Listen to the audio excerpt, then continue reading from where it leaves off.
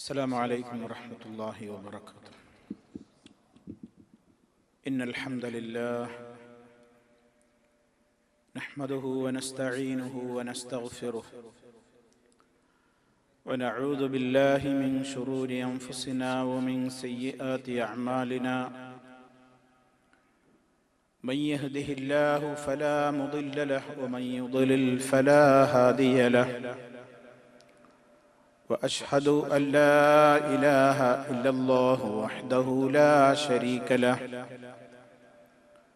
وأشهد أن محمدا عبده ورسوله. اللهم صل على محمد وعلى آل محمد كما صليت على إبراهيم وعلى آل إبراهيم إنك حميد مجيد. اللهم بارك على محمد وعلى آل محمد كما باركت على إبراهيم وعلى آل إبراهيم إنك حميد مجيد. يا أيها الذين آمنوا اتقوا الله حق تقاته ولا تموتن إلا وأنتم مسلمون. أما بعد فإن خير الكلام كلام الله وخير الهدي هدي محمد صلى الله عليه وسلم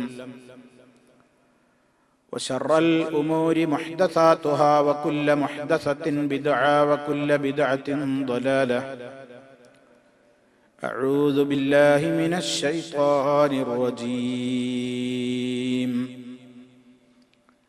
إن الإنسان خلق هلوعا إذا مسه الشر جزوعا وإذا مسه الخير منوعا إلا المصلين الذين هم على صلاتهم دائمون.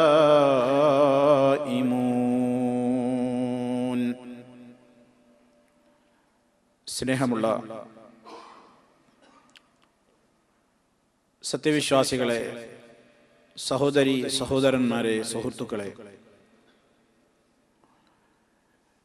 ഈ റഅ്സുൽ ഖൈമയിൽ അല്ലാഹു സുബ്ഹാനഹു വ തആല നമുക്ക് അവന്റെ വലിയ ഫളലായി നൽകിയ ഇവിടുത്തെ മതകാര്യ വകുപ്പ് അനുമതി നൽകിയതിലൂടെ അള്ളാഹുവിൻ്റെ ദീനിനെ സംബന്ധിച്ച് നമുക്ക് അനുവദിക്കപ്പെടുന്ന സമയങ്ങളിൽ അല്പനേരം ഒന്നിച്ചിരുന്ന് കേൾക്കുക, പറയുക എന്നത് അല്ലാഹു സുബ്ഹാനഹു വ തആല എല്ലാവരിൽ നിന്നും സ്വീകരിക്കുമാറാകട്ടെ. ഇന്ന് നമുക്ക് ഒരല്പനേരം സംസാരിക്കുവാനുള്ള വിഷയം അഹമ്മിയത്തു സ്വലാത്ത് അഥവാ നമസ്കാരത്തിന്റെ പ്രാധാന്യവും അതിന്റെ മഹത്വവുമാണ്. സഹോദരന്മാരെ, നമ്മുടെ നിത്യ ജീവിതവുമായി ഏറെ ബന്ധപ്പെട്ടുകൊണ്ടിരിക്കുന്ന പരമപ്രധാനമായ ഇബാദത്താണ് നിസ്കാരം എന്ന് അറിയാത്ത മുസ്ലിമീങ്ങൾ ഇല്ല. ആ നിസ്കാരം നിർവഹിക്കുന്ന ആളുകളിൽ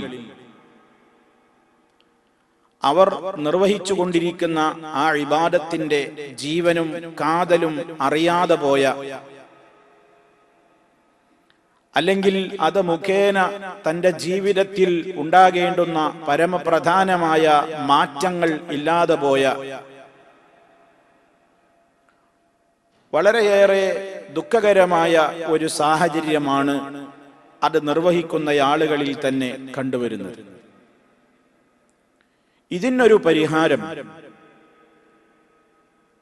ഓരോരുത്തരും അവരവർ നിർവഹിക്കുന്ന ആ ഇബാദത്തിനോട് വളരെ കൃത്യമായ ഒരു സമീപനം സ്വീകരിക്കുക മാത്രമേ നിവൃത്തിയുള്ളൂ എന്ന് നമ്മളെല്ലാവരും മനസ്സിലാക്കേണ്ടതുണ്ട്. ആദ്യമായി താൻ നിർവഹിക്കുന്ന ഈ കർമ്മം 5 നേരം നിർബന്ധമായും ഞാൻ നിസ്കരിച്ചു കൊണ്ടിരിക്കുന്ന നിസ്കാരം എന്ന് പറയുന്ന സ്വലാത്ത് എന്ന് പറയുന്ന ഈ വലിയ ഇബാദത്ത് വലിയ പാരമ്പര്യമുള്ള ഒരു കർമ്മമാണ് എന്നൊരു ബോധം ലോകത്ത് വന്ന മഹാന്മാരായ പ്രവാചകന്മാരോടൊക്കെ അള്ളാഹു കൽപ്പിച്ച ഒരു ഇബാദത്തിന്റെ തുടർച്ചയാണ് ഞാനും നിർവഹിച്ചു കൊണ്ടിരിക്കുന്നത് എന്ന് അത് നിർവഹിക്കുന്ന ഒരു മുസ്ലിം അറിയുന്നതോടുകൂടി എത്രത്തോളം വലിയ മഹാന്മാർ ഈ ലോകത്ത് കാണിച്ചു തന്ന ഒരു പാരമ്പര്യത്തിലാണ് ഞാൻ കുടികൊള്ളുന്നത് എന്ന ഒരു ആത്മബോധം, ഒരു അഭിമാനബോധം അത് നിർവഹിക്കുന്ന മുസ്ലിമിന്റെ മനസ്സിൽ അത് ഉണ്ടാക്കി തീർക്കുകയാണ്. മഹാനായ മൂസ നബി അലൈഹി സ്വലാത്തു വസ്സലാമിനോട് അള്ളാഹു കൽപ്പിച്ചിട്ടുണ്ട്, വഅഖിമിസ് സ്വലാത്ത ലിദിക്രി, എന്നെ ഓർക്കുവാനും സ്മരിക്കുവാനും വേണ്ടി നീ നിസ്കാരത്തെ നിലനിർത്തുക. മൂസ അലൈഹിസ്സലാമിനോട് അള്ളാഹുവിന്റെ കൽപ്പനയാണ്. അതുപോലെ തന്നെ മഹാനായ ഈസാ നബി അലൈഹി സ്വലാത്തു വസ്സലാം പറയുന്നുണ്ട്, അദ്ദേഹം തൊട്ടിലിൽ കിടന്ന് സംസാരിക്കുന്ന വേളയിൽ പോലും അവിടുന്ന് പറഞ്ഞു, വഔസാനി ബിസ്സലാത്തി വസ്സകാത്തി മാ ദുംതു ഹയ്യാ, ഞാൻ ജീവിച്ചിരിക്കുന്ന കാലമത്രയും നിസ്കരിക്കണമെന്നും സക്കാത്ത് കൊടുക്കണമെന്നും എന്നോട് എന്റെ റബ്ബ് ശക്തമായി ഉപദേശിച്ചിരിക്കുന്നു. മഹാനായ ഇബ്രാഹിം നബി അലൈഹി സ്വലാത്തു വസ്സലാം, നമുക്കെല്ലാവർക്കും അറിയാം, വിശുദ്ധ കഅബാലയം ഇന്ന് സ്ഥിതി ചെയ്യുന്ന ആ പ്രദേശം മണ്ണിട്ട് മൂടിക്കിടക്കുന്ന കേവലം വിജനമായ ഒരു മരുഭൂമിയായിരുന്നു എന്നും അള്ളാഹുവിന്റെ കൽപ്പന പ്രകാരം പിന്നീടാണ് അവിടെ ഇബ്രാഹിം അലൈഹിസ്സലാം അള്ളാഹു നിർണയിച്ചു കൊടുത്ത അസ്ഥിവാരത്തിൽ നിന്ന് കഅബാലയം പടുത്തുയർത്തിയതെന്നും നമുക്കറിയാം. അതിന്റെ മുമ്പേ തന്നെ ആ വിജനമായ മരുഭൂമിയിൽ അള്ളാഹുവിന്റെ നിർദ്ദേശപ്രകാരം ഇബ്രാഹിം അലൈഹിസ്സലാത്തു വസ്സലാം ഭാര്യയായ ഹാജറ റളിയല്ലാഹു അൻഹയെയും കൈക്കുഞ്ഞായ ഇസ്മായിൽ അലൈഹിസ്സലാമിനെയും പാർപ്പിച്ചു പോകുമ്പോ അവിടെ എന്തിനാണ് അവരെ താമസിപ്പിച്ചിരിക്കുന്നത് എന്ന് അള്ളാഹുവിന്റെ മുമ്പിൽ ഇബ്രാഹിം അലൈഹിസ്സലാം ഒരു പ്രാർത്ഥനാ രൂപത്തിൽ പറഞ്ഞത് വിശുദ്ധ ഖുർആൻ പറഞ്ഞിട്ടുണ്ട്. റബ്ബനാ ഇന്നി അസ്കൻതു മിൻ ദുർരിയതി ബിവാദിൻ ഗൈരി ദസ്സർഇൻ ഇൻദ ബൈതികൽ മുഹറം റബ്ബനാ ലിയുഖീമുസ് സ്വലാഹ്. അല്ലാഹുവേ, ആരാരുമില്ലാത്ത കൃഷിയോ മറ്റു കാര്യങ്ങളോ ജനവാസമോ ഒന്നുമില്ലാത്ത ഈ പ്രദേശത്ത് ഞാൻ എൻ്റെ സന്താന പരമ്പരകളിൽ നിന്നുള്ളവരെ ഇവിടെ പാർപ്പിച്ചു പോകുന്നു. റബ്ബന, ഞങ്ങളുടെ രക്ഷിതാവേ, എന്തിന്? ലിയുഖീമുസ് സ്വലാഹ്, അവര് നിസ്കാരം നിലനിർത്തുവാൻ വേണ്ടി. ഇബ്രാഹിം അലൈഹിസ്സലാം പറഞ്ഞതാണ്, നിസ്കാരം നിലനിർത്താൻ വേണ്ടി ഇവരെ പാർപ്പിച്ചിരിക്കുകയാണ്. മാത്രല്ല, മഹാനായ ഇബ്രാഹിം അലൈഹിസ്സലാമിന്റെ പ്രാർത്ഥന നമ്മളൊക്കെ ഇന്ന് വരെ പ്രാർത്ഥിച്ചിട്ടുണ്ടോ എന്ന് നമ്മൾ ആലോചിക്കണം. ഇന്ന് വരെ നമ്മൾ പ്രാർത്ഥിച്ചിട്ടുണ്ടോ? ഇബ്രാഹിം അലൈഹിസ്സലാമിന്റെ ദുആയാ പറയുന്നത്, റബ്ബി ജഅൽനീ മുഖീമസ് സ്വലാഹ് വമിൻ ദുർരിയതി റബ്ബനാ വതഖബ്ബൽ ദുആ. റബ്ബി, എന്റെ രക്ഷിതാവേ, ഇജ്അൽനി, നീ എന്നെ ആക്കണേ, മുഖീമസ് സ്വലാഹ്, നിസ്കാരം ശരിക്ക് നിർവഹിക്കുന്ന നിലനിർത്തുന്നവരിൽ നീ എന്നെ ഉൾപ്പെടുത്തണേ. വമിൻ ദുർരിയതി, എന്റെ സന്താനങ്ങളിൽ നിന്നും അങ്ങനെ നിസ്കാരം നിലനിർത്തുന്നവരെ നീ ഉണ്ടാക്കണം. റബ്ബനാ, ഞങ്ങളുടെ രക്ഷിതാവേ, വതഖബ്ബൽ ദുആ, എന്റെ പ്രാർത്ഥന കബൂലാക്കണേ, സ്വീകരിക്കണേ. ഇബ്രാഹിം അലൈഹിസ്സലാമിന്റെ ദുആ. ഞാൻ പറഞ്ഞു വരുന്നത്, അവരൊക്കെ നിസ്കാരത്തിന്റെ കാര്യത്തിൽ അത് കേട്ട് വളർന്നവനായ ഇസ്മായിൽ അലൈഹിസ്സലാത്തു വസ്സലാമിനെ അല്ലാഹു തആല ഖുർആനിൽ പ്രശംസിച്ചു പറയുന്നിടത്ത് കാണാം, വകാന യഅ്മുറു അഹ്ലഹു ബിസ്സലാത്തി വസ്സകാ വകാന ഇൻദ റബ്ബിഹി മർദിയ്യാ. ആരായിരുന്നു ഇസ്മായിൽ അലൈഹിസ്സലാം? സത്യസന്ധനായിരുന്നു, അള്ളാഹു നിശ്ചയിച്ച റസൂലായിരുന്നു, നബിയായിരുന്നു എന്നൊക്കെ പറഞ്ഞതിന്റെ ശേഷം അല്ലാഹു തആല പറയാണ്, വകാന യഅ്മുറു അഹ്ലഹു, ഇസ്മായിൽ തന്റെ കുടുംബത്തോട് കൽപ്പിക്കാറുണ്ടായിരുന്നു, ബിസ്സലാത്തി വസ്സകാ, നിസ്കാരം നിലനിർത്താനും സകാത്ത് കൊടുക്കാനും ഒക്കെ കൽപ്പിക്കാറുണ്ടായിരുന്നു. വകാന ഇൻദ റബ്ബിഹി മർദിയ്യാ, അദ്ദേഹം തന്റെ രക്ഷിതാവിന്റെ അടുക്കൽ അള്ളാഹുവിന്റെ തൃപ്തി നേടിയ ഒരു മഹാനായിരുന്നു. അപ്പൊ ഈ പറയപ്പെട്ട എല്ലാ പ്രവാചകന്മാരോടും അല്ലാഹു തആല കൽപ്പിച്ചിട്ടുള്ള ഒരു പരമപ്രധാനമായ കാര്യമായിരുന്നു നിസ്കാരം. അതാത് കാലഘട്ടങ്ങളിൽ അള്ളാഹു അവന്റെ പ്രവാചകന്മാർക്ക് കൊടുത്ത നിസ്കാരത്തിന്റെ രൂപഭാവങ്ങളിലും സമയങ്ങളിലുമൊക്കെ വ്യത്യാസങ്ങൾ കാണാമെന്നതൊഴിച്ചാൽ എല്ലാ നബിമാരോടും നിസ്കാരം കൊണ്ട് അള്ളാഹു കൽപ്പിച്ചിട്ടുണ്ട് എന്ന് ഇസ്ലാമിന്റെ അധ്യാപനങ്ങളിലൂടെ നമുക്ക് മനസ്സിലാക്കുവാൻ സാധിക്കും. അപ്പൊ നിസ്കരിക്കുന്ന മുഴുവൻ സ്ത്രീ പുരുഷന്മാരും ഗ്രഹിക്കണം, ഞാൻ ഈ ചെയ്യുന്നൊരു പണി ഈ അടുത്ത കാലത്തൊന്നും തുടങ്ങിയതല്ല.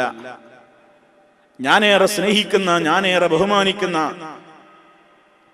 എന്റെ നിസ്കാരത്തിൽ മഹാനായ നബി സല്ലല്ലാഹു അലൈഹി വസല്ലമിന് ഗുണം ചെയ്യണേ എന്ന് ഞാൻ പറയുമ്പോൾ ഉടനെ തന്നെ അല്ലാഹുമ്മ സ്വല്ലി അലാ മുഹമ്മദിൻ വഅലാ ആലി മുഹമ്മദിൻ കമാ സ്വല്ലൈത അലാ ഇബ്രാഹീം വഅലാ ആലി ഇബ്രാഹീം. വളരെ പഴക്കമുള്ള ഒരു വലിയ ഇബാദത്താണ് ഞാൻ ചെയ്യുന്നത്. നമ്മുടെ മനസ്സിൽ ആ നിർവഹിക്കുന്ന നിസ്കാരത്തിന്റെ ഒരു മഹത്വവും അതിന്റെ ഒരു പ്രൗഢിയും അതിന്റെ ഒരു മേന്മയും ഒക്കെ അങ്ങനെ നിറഞ്ഞു നിൽക്കണം. മാത്രമല്ല, ഞാൻ മരിച്ചു കഴിഞ്ഞാൽ എന്റെ പരലോകത്തുള്ള വിചാരണ നടക്കുമ്പോൾ ആദ്യമായി എന്റെ കർമ്മരേഖകളിൽ നിന്ന്, എന്റെ കർമ്മങ്ങളിൽ നിന്ന് ഞാൻ ആദ്യം മറുപടി പറയേണ്ടി വരുന്ന ഇബാദത്ത് നിസ്കാരമായിരിക്കും എന്ന് നബി സല്ലല്ലാഹു അലൈഹി വസല്ലം പറഞ്ഞിട്ടുണ്ട്. അതും അതിന്റെ ഒരു മഹത്വം നമുക്ക് മനസ്സിലാക്കി തരുന്ന യാഥാർത്ഥ്യമാണ്. ഒരാളെ കുഫറിന്റെയും ഇസ്ലാമിന്റെയും ഇടക്കുള്ള അതിർവരമ്പായി നിശ്ചയിക്കപ്പെട്ടിട്ടുള്ളതും നിസ്കാരമാണ്. നിസ്കാരം ഒഴിവാക്കിയവൻ ഇസ്ലാമിൽ മെമ്പർഷിപ്പില്ല. നിസ്കരിക്കാത്തവൻ, അത് പണ്ഡിത ലോകത്തുള്ള വേറിട്ടൊരു ചർച്ചയാണ്, നിസ്കരിക്കാത്തവൻ കാഫിറാണോ അല്ലേ? ഒരു വിഭാഗം പണ്ഡിതന്മാര് പറഞ്ഞു, ഒരാൾ നിസ്കരിക്കാത്തത് ഇങ്ങനെ ഒരു അലസതയോണ്ടാണെങ്കിൽ ഓൻ കാഫിറാന്ന് പറഞ്ഞൂടാ. കഠിനമായ പാതകമാണ് അവൻ ചെയ്യുന്നത്, നരകമാണ്. പക്ഷെ അവൻ കാഫിറാണെന്ന് പറഞ്ഞൂടാ, കാരണം അവൻ നിസ്കാരം വാജിബാണെന്നൊക്കെ അവൻ പറയുന്നുണ്ടല്ലോ. അതേ അവസരത്തിൽ വേറൊരു വിഭാഗം പണ്ഡിതന്മാർ പറയുന്നത്, നിസ്കാരം വാജിബാന്ന് അവന്റെ പറയലിന് എന്ത് ആത്മാർത്ഥതയാ ഉള്ളത്? ഉണ്ടെങ്കിൽ അവൻ നിസ്കരിക്കണ്ടേ? അപ്പൊ നിസ്കരിക്കുന്നില്ലെങ്കിൽ ആ നിസ്കാരം ഉപേക്ഷ വരുത്തുന്നത് കൊണ്ട് തന്നെ അവൻ കാഫിറാണ് എന്നും പണ്ഡിതന്മാർ പറയുന്നു. എന്തായാലും നരകണ്ട് എന്നുള്ള കാര്യത്തിൽ ആർക്കും അഭിപ്രായ വ്യത്യാസമില്ല. അതുകൊണ്ട് ഏറ്റവും മഹത്വമേറിയ ഒരു ഇബാദത്താണെന്നും പൂർവീകരായ അമ്പിയാക്കളിലൂടെ തനിക്ക് കൈമാറി കിട്ടി മഹാനായ മുഹമ്മദുർ റസൂലുള്ളാഹി സ്വല്ലല്ലാഹു അലൈഹി വസല്ലമിലൂടെ തനിക്കത് പൂർത്തീകരിച്ച് കിട്ടി. അവിടത്തേക്ക് അല്ലാഹു സുബ്ഹാനഹു വ തആല അത്യുന്നതമായ മിഅ്റാജിന് വേണ്ടി ക്ഷണിച്ച രാത്രിയിൽ എല്ലാ ഇബാദത്തും ജിബ്രീൽ അലൈഹിസ്സലാത്തു വസ്സലാം ഭൂമി ലോകത്തേക്ക് നബി സല്ലല്ലാഹു അലൈഹി വസല്ലമിനെ വഹയായിക്കൊണ്ട് ഇങ്ങോട്ട് ഇറങ്ങി വന്നുകൊണ്ട് നിയമമാക്കിയ ഇബാദത്താണെങ്കിൽ 5 നേരത്തെ നിസ്കാരം നബി സല്ലല്ലാഹു അലൈഹി വസല്ലമിനെ അല്ലാഹു റബ്ബുൽ ആലമീൻ ആകാശത്തിന്റെയും അപ്പുറത്തേക്ക് വിളിച്ചു വരുത്തി കൊടുത്തിട്ടുള്ള ഏറ്റവും വലിയ പുണ്യകർമ്മമാണ്. അതാണ് നമ്മൾ നിർവഹിക്കുന്നത് എന്ന ബോധം നിസ്കരിക്കാൻ നോക്കുമ്പോൾ നമുക്കുണ്ടായാൽ അതില്ലാത്ത നിസ്കാരത്തേക്കാൾ ഒരു ഖുശൂഅ് അവനുണ്ടാകും. ഇനി സഹോദരന്മാരെ, ആ നിസ്കാരത്തിന്റെ ജീവൻ എന്ന് പറയുന്നത് അതിന്റെ ഖുശൂഅാണ്, ഭയഭക്തിയാണ്. അല്ലാഹു തആല സൂറത്തുൽ മുഅ്മിനൂൻ 1-ാമത്തെ ആയത്തിൽ തന്നെ പറഞ്ഞു, ഖദ് അഫ്ലഹൽ മുഅ്മിനൂൻ, الذين هم في صلاتهم خاشعون. തീർച്ചയായും സത്യവിശ്വാസികൾ വിജയിച്ചിരിക്കുന്നു. സത്യവിശ്വാസികൾക്കുണ്ടായിരിക്കേണ്ടുന്ന ഒന്നാമത്തെ ഗുണം അല്ലദീനഹും ഫീ സ്വലാത്തിഹിം ഖാശിഊൻ, അവരുടെ നിസ്കാരത്തിൽ ഭയഭക്തിയുള്ളവരാണ്. നിസ്കാരത്തിൽ ഭയഭക്തി ഉണ്ടാകണമെങ്കിൽ എന്താണ് ഭയഭക്തി? നിസ്കരിക്കാൻ വേണ്ടി അല്ലാഹുവിന്റെ മുമ്പിലാണ് ഞാൻ നിൽക്കുന്നതെന്ന കൃത്യമായ ബോധം. ആ ബോധം വരുന്നതോടുകൂടി തന്നെ അവൻ തല താഴ്ത്തി നിൽക്കണം. നബി സല്ലല്ലാഹു അലൈഹി വസല്ലമിന്റെ പതിവ് കാന ഇദാ കബ്ബറ, അവിടുന്ന് തക്ബീറത്തുൽ ഇഹ്റാം നിർവഹിച്ചാൽ റഅസഹു, തന്റെ തല ഉടനെ താഴ്ത്തും. തല താഴ്ത്തിയിട്ട് അവിടുത്തെ നോട്ടം സുജൂദിന്റെ സ്ഥാനത്തേക്ക് കേന്ദ്രീകരിക്കുമായിരുന്നു. അത് നിസ്കാരത്തിൽ മുഴുവനും നമ്മൾ അങ്ങനെയാ ചെയ്യേണ്ടത്. ഒരു ഘട്ടത്തിൽ ഒഴികെ, അത് നമ്മൾ തശഹുദിനിരിക്കുന്ന നേരത്താണ്, അത്തഹിയാത്ത് ചൊല്ലുന്നത്. അവിടുന്ന് അത്തഹിയാത്തിൽ ഇരിക്കുമ്പോൾ തന്നെ വിരൽ ചൂണ്ടുകയും നിസ്കാരത്തിൽ നിന്ന് വിരമിക്കുവോളം ആ ചൂണ്ട് വിരലിലേക്ക് ദൃഷ്ടിയെ കേന്ദ്രീകരിക്കുകയും ചെയ്യാറുണ്ടായിരുന്നു. അതല്ലാത്ത വേളകളിലെല്ലാം സുജൂദിന്റെ സ്ഥാനത്തേക്കാണ് നോട്ടം കേന്ദ്രീകരിക്കേണ്ടത്. അങ്ങനെ അല്ലാഹുവിന്റെ മുമ്പിലാണ് ഞാൻ നിൽക്കുന്നതെന്ന ബോധം, അവനോടാണ് ഞാൻ സംസാരിക്കുന്നതെന്ന ബോധം, എന്താണ് ഞാൻ പറയുന്നത് എന്നതിന്റെ മഹത്വം, നിസ്കാരത്തിലേക്ക് പ്രവേശിക്കുമ്പോൾ തന്നെ അല്ലാഹു അക്ബർ എന്നാ പറയുന്നത്. അല്ലാഹുവാണ് ഏറ്റവും വലിയവൻ. ഒരു ദിവസം നിർബന്ധ നിസ്കാരങ്ങളിലൂടെ 94 തവണ ഞാനും നിങ്ങളും അത് പറയുന്നത്. 5 നേരത്തെ നിസ്കാരങ്ങളിലൂടെ ഒരു 94 തവണ അല്ലാഹു അക്ബർ എന്ന് നമ്മൾ പറഞ്ഞുകൊണ്ടിരിക്കുന്നുണ്ട്. പക്ഷെ 94 തവണ ഒരു ദിവസം നിർബന്ധമായിട്ടും അത് പറഞ്ഞിട്ടും നമ്മളെ ഖൽബിൽ ഇന്ന് വരെ അല്ലാഹു അക്ബർ ആണെന്ന് തോന്നിയിട്ടില്ല. കാരണം യാന്ത്രികമായ ഒരു പോക്കും വരവും അല്ലാഹു അക്ബറും.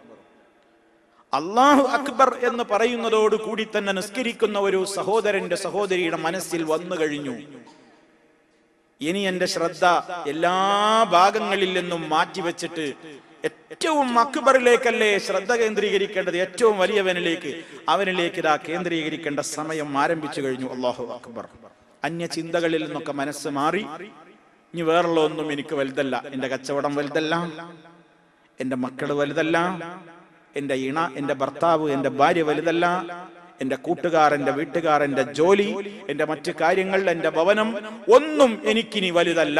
അപ്പൊ ആ ചിന്തകളൊക്കെ എന്റെ മനസ്സൊന്ന് പോണം. ഇനി എനിക്ക് ഏറ്റവും വലുത് അല്ലാഹു അക്ബർ. അത് ഓരോ അടക്ക അനക്കങ്ങളിലും പോക്ക് വരവുകളിലും ചലനങ്ങളിലുമൊക്കെ നമ്മളെ കൊണ്ട് ഇങ്ങനെ പറയിപ്പിക്കണം.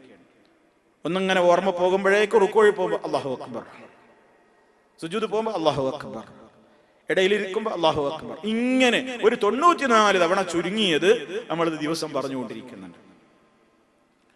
അത് നമ്മുടെ മനസ്സിൽ അല്ലാഹു അക്ബർ എന്ന് വന്നു കഴിയുന്നതോടുകൂടി അവന്റെ മനസ്സിൽ അല്ലാഹുവിനെ സംബന്ധിച്ചുള്ള അളമത്ത്, ആ ബഹുമാനം അവന്റെ മനസ്സിൽ രൂഢമൂലമാക്കുവാൻ അത് സാധിക്കുകയാണ്. എങ്ങനെ നിസ്കാരത്തിൽ അത് ഉണ്ടാവേണ്ടത് നമ്മൾ പറയുന്നത്, ഇതൊക്കെ നമ്മൾ പ്രയോഗിച്ചു നോക്കണം. എന്നിട്ട് അല്ലാഹുവിനോട് നമ്മൾ പറയുന്നത് വലിയ കരാറാണെന്ന് നമ്മൾ മനസ്സിലാക്കണം. ഇന്ന സ്വലാത്തി വനുസുകി വമഹ്യായ വമമാതി ലില്ലാഹി റബ്ബിൽ ആലമീൻ ലാ ശരീക ലഹു വബിദാലിക ഉമിർതു വഅന മിനൽ മുസ്ലിമീൻ.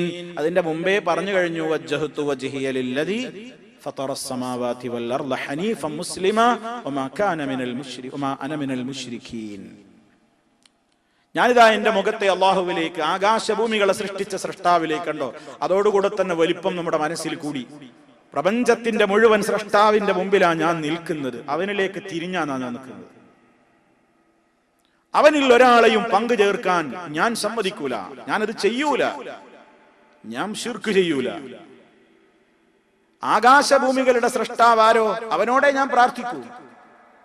ആകാശഭൂമികളുടെ സൃഷ്ടാവാരോ അവന്റെ മുമ്പിലേ ഞാൻ സുജൂദ് ചെയ്യൂ. ആകാശഭൂമികളുടെ സൃഷ്ടാവാരോ അവനോട് മാത്രമേ ഞാൻ ആത്യന്തികമായി എനിക്ക് സഹായം നൽകാൻ അവനെ കഴിയൂ. ഇങ്ങനെ നമ്മുടെ റബ്ബിനോടുള്ള മഹത്വം ഇങ്ങനെ പറഞ്ഞ് ആ അള്ളാഹിനോട് പിന്നെ നമ്മൾ പറയാണ്, എന്റെ നിസ്കാരം, ഞാൻ ഈ നിർവഹിച്ചു കൊണ്ടിരിക്കുന്ന എന്റെ നിസ്കാരം, ഇത് മാത്രല്ല വനുസുക്കി, ഇതിന്റെ പുറത്ത് ഞാൻ അനുഷ്ഠിക്കുന്ന മറ്റു അനുഷ്ഠാന കർമ്മങ്ങളും. അതിൽ ഏറ്റവും പ്രധാനമാണ് അറവ്. അള്ളാഹു അല്ലാത്തവർക്ക് വേണ്ടി അറവ് നടത്തുന്നത് ശിർക്കാണ്. മുസ്ലിം ലോകത്തിൽ അതിൽ തർക്കമില്ല. എന്റെ അനുഷ്ഠാനങ്ങളും എന്റെ ഇബാദത്തും എന്റെ നിസ്കാരവും വമഹ്യായ, എന്റെ ജീവിതം മുഴുവൻ, വമമാതീനി, അവസാനം ഞാൻ മരിക്കുമ്പോ എന്റെ മരണം, ലില്ലാഹ്, അള്ളാഹുവിന്റെ പൊരുത്തത്തിൽ മാത്രമായിരിക്കും. അവനാരാണ്? റബ്ബിൽ ആലമീൻ, സർവലോകരുടെയും പരിപാലകനാണ്. ലാ ശരീക ലഹ്, അവനൊരു പങ്കാളിയും ഇല്ല. വബിദാലിക ഉമിർതു, അക്കാര്യം കൊണ്ട് പഠിപ്പിക്കപ്പെട്ടവനും കൽപ്പിക്കപ്പെട്ടവനുമാണ് ഞാൻ. അങ്ങനെ കൽപ്പിക്കപ്പെട്ടാൽ എനിക്കൊരു സ്വഭാവമുണ്ട്, ഞാൻ അതിന് എതിര് പറയുന്നവനല്ല. എന്നോട് കൽപ്പിക്കപ്പെട്ട കാര്യങ്ങളോട് മുഴുവനും വഅന മിനൽ മുസ്ലിമീൻ, ഞാൻ അതിന് കീഴൊതുങ്ങാൻ തയ്യാറായ മുസ്ലിമീങ്ങളിൽ പെട്ടവനാണ്. ഇതൊക്കെ നമ്മൾ ആലോചിക്കാറുണ്ടോ എന്ന് എനിക്ക് അറിഞ്ഞൂടാ. നമ്മളിങ്ങനെ പറയും, കൈകെട്ടി നിന്നാ ഓട്ടോമാറ്റിക്കലി വജ്ജഹത്ത് വരും, അങ്ങനെ ചൊല്ലിത്തീരും, ഫാത്തിഹ വരും, സൂറത്ത് വരും, റുക്കോയിൽ പോകും. ഇങ്ങനെ ആയതുകൊണ്ട് പ്രിയമുള്ളവരെ, നമ്മുടെ നിസ്കാരമാകുമോ?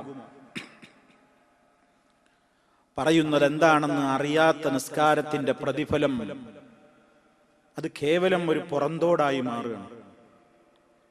എന്താ പറയുന്നതെന്ന് നമ്മൾ അറിയാതെ പോകുമ്പോ എന്താ അതുകൊണ്ട് പ്രയോജനം? പറയുന്നത് എന്താണെന്ന് അറിഞ്ഞു പറയുമ്പോ നമുക്ക് വല്ലാത്തൊരു മാറ്റം കാണുന്നുണ്ട്. അതല്ല, നിങ്ങൾ നിസ്കാരത്തിൽ ചോദിക്കുന്ന അതേ കാര്യം നിസ്കാരം കഴിഞ്ഞിട്ട് നിങ്ങൾ പറയുമ്പോ ചിലപ്പോ കണ്ണുനീരൊക്കെ വരുന്നില്ലേ? അല്ലാ, സുഖല്ല, വേദന ഉണ്ട് റബ്ബേ, ആരോഗ്യം തരണം. ഇത് നിങ്ങൾ നിസ്കാരത്തിലും പറഞ്ഞില്ലേ? അല്ലാ, ഒരുപാട് പാപം ചെയ്തിട്ടുണ്ട്, ഖബറിലൊന്നും ശിക്ഷിക്കല്ലേ, നരകം ഭയങ്കര ഭയാനകമാണ്, നിസ്കാരത്തിലും പറഞ്ഞില്ലേ? പക്ഷെ നിസ്കാരത്തിന്റെ ശേഷം നിങ്ങൾ നിങ്ങളുടെ ഭാഷയിൽ ഇങ്ങനെ മലയാളത്തിൽ പറയുമ്പോൾ നിങ്ങളെ മനസ്സിലേക്ക് വരികയാണ്. അതേപോലെ നിങ്ങൾ ഇത് അറിഞ്ഞ് പറയണം എന്നാണ്. എന്താ നിസ്കരിക്കുന്നവൻ പറയുന്നതെന്ന് അറിഞ്ഞു പറയണം.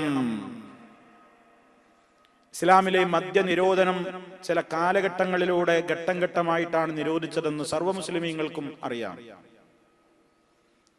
ആദ്യ കാലഘട്ടത്തിൽ മദ്യപിച്ചിരുന്ന അറബികളോട് ഇസ്ലാം ഒറ്റയടിക്ക് മദ്യം നിർത്തണം എന്ന് പറഞ്ഞില്ല. ആദ്യം അവരോട് പറഞ്ഞത് എന്താണ്? മദ്യത്തെക്കുറിച്ച് അവർ നിന്നോട് ചോദിക്കും, അപ്പൊ പറഞ്ഞേക്ക് അതിൽ കുറെ നന്മയുണ്ട്, കുറെ ചീത്തയുണ്ട്, അതിലുള്ള ചീത്തയാണ് അധികം മികച്ചു നിൽക്കുന്നത്. അതിൽ കുറെ നല്ല വശങ്ങളുണ്ട്, അന്ന് കുടിക്കുന്ന ആളുകൾക്കുള്ള നല്ല വശങ്ങൾ അവർക്ക് കുറച്ച് സുഖം തോന്നുന്നുണ്ട് എന്നൊക്കെ പറഞ്ഞിട്ട് കുടിക്കുന്നവനോട് ഇല്ലാന്ന് പറഞ്ഞിട്ട് കാര്യമില്ലല്ലോ. അത് ആദ്യം അംഗീകരിച്ചു കൊടുത്തു. അതൊക്കെ ശരിയാണ്. കുറച്ച് മാനസികോല്ലാസമൊക്കെ എനിക്ക് തോന്നുന്നുണ്ടാവും, ഇപ്പൊ ഭൂമിയിൽ നിന്ന് വിട്ടു എന്നൊക്കെ തോന്നുന്നുണ്ടാവും. പക്ഷെ അതിലൊരുപാട് തിന്മയുള്ളത്, അതാ മികച്ചു നിൽക്കുന്നത് എന്ന് പറഞ്ഞു. അതോടുകൂടെ തന്നെ ഒരു ആവറേജ് ബുദ്ധിയുള്ളവനൊക്കെ മനസ്സിലായി, നന്മയേക്കാൾ തിന്മ മികച്ചു നിൽക്കുന്നത് എന്തായാലും ജീവിതത്തിൽ നിന്ന് ഒഴിവാക്കലാ ബുദ്ധി. അങ്ങനെ കുറെ ആൾക്കാർ ആ ആയത്തോടു കൂടി തന്നെ മദ്യത്തിൽ നിന്ന് ഒഴിവായി. എന്തിനാ നമ്മൾ ഈ തിന്മ മികച്ചു നിൽക്കുന്ന ഒരു സംഗതിക്ക് പോകുന്നു എന്ന് വിചാരിച്ചതിൽ നിന്ന് മാറി.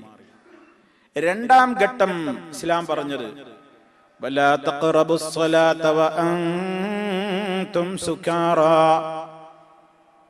നിങ്ങൾ മദ്യപിച്ചവരായ നിലയിൽ നിങ്ങൾ നിസ്കാരത്തെ സമീപിച്ചു പോകരുത്. ഹത്താ തഅലമൂ മാ തഖൂലൂൻ, അങ്ങനെ നിങ്ങൾ മദ്യപിച്ചവരായി കൊണ്ട് നിസ്കരിച്ചാലുള്ള തകരാറ്, നിങ്ങൾ പറയുന്നതെന്തെന്ന് നിങ്ങൾ അറിയാതെ പോകുന്നു.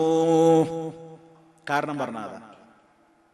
നിങ്ങൾ എന്താ പറയണത് നിങ്ങൾക്ക് മനസ്സിലാവില്ല. കള്ളുടിയന്മാർ അങ്ങനെയല്ല, അവരെന്തൊക്കെയോ പറയണ്ടാവും. ബോധമൊക്കെ തെളിഞ്ഞതിന്റെ ശേഷം ഇങ്ങനെയൊക്കെ പറഞ്ഞു പറയും, ഞാൻ അങ്ങനൊന്നും പറഞ്ഞിട്ടില്ല എന്നും പറയും. ബോധമല്ല. അപ്പൊ ബോധത്തോടെ നിസ്കരിക്കണം എന്നാണല്ലോ, സ്വബോധത്തോടെ നിസ്കരിക്കാൻ കഴിയില്ല മദ്യപിച്ചാൽ എന്നാണല്ലോ അള്ളാഹ് അന്ന് കാരണം പറഞ്ഞത്. ഇവിടെ നമ്മൾ മദ്യപിക്കാതെ ലഹരിയൊന്നുമില്ലാതെ സ്വബോധം നഷ്ടപ്പെട്ട് നിസ്കരിക്കുകയാണ്. അവിടെ ആയത്തിലൂടെ അള്ളാഹു തആല പറഞ്ഞ എന്താണ്?